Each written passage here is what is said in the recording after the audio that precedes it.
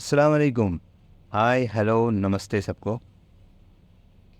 मैं एक्चुअली 2 तारीख का जो अपडेट था, क्या हुआ, लोग पूछ रहे थे। एक्चुअली मैं सफ़र में हूँ, मैं अभी दिल्ली में हूँ, अपना थोड़ा पर्सनल काम से यहाँ पे आया था।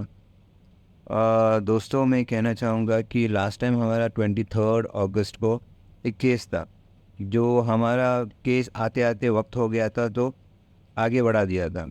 तो एक्चुअली उस दिन हमको कोर्ट की तरफ से हमको 27 सितंबर को डेट मिला था, लेकिन हमारा जो वकील के थ्रू से हमको उस डेट को चेंज करके 2 तारीख को दिया गया था। तो अर्जेंट पिटीशन में वो किया था।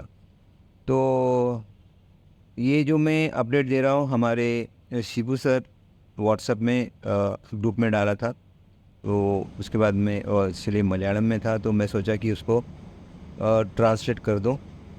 और हमारा जो 2 तारीख का जो केस के बारे में, तो हमारे जो अगेंस्ट में पीपी ने अभी तक काउंटर एफिडेविट अभी तक नहीं किया है। तो इस वजह से हमारा उस दिन का जो 2 तारीख का वो डायरेक्ट 28 को डाल दिया, 28 अक्टूबर को।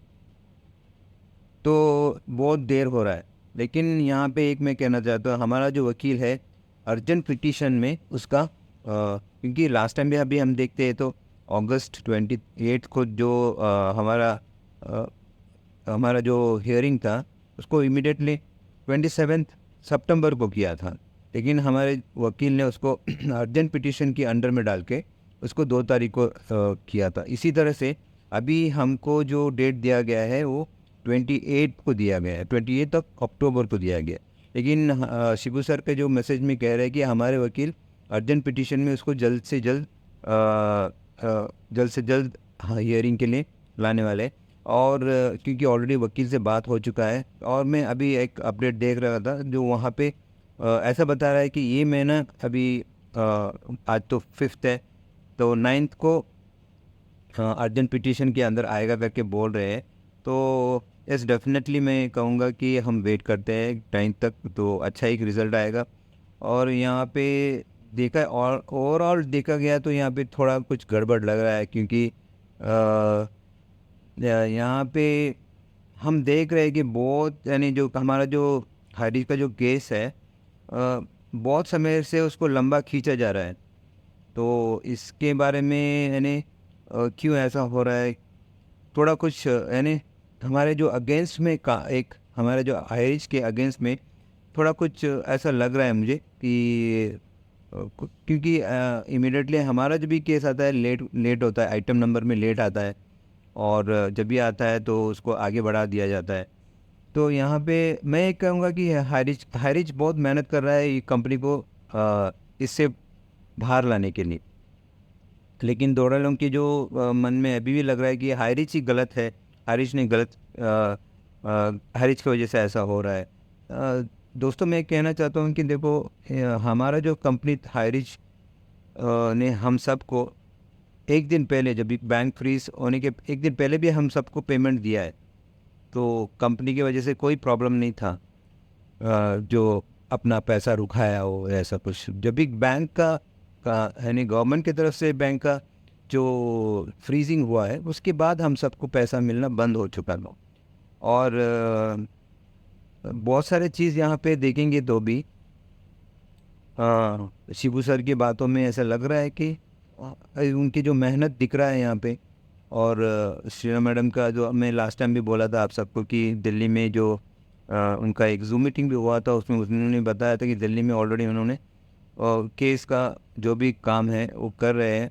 और 100% उनको तो वकील ने गारंटी दिया है कि हमारा हाई रिच कि 100% रिटर्न आएगा करके।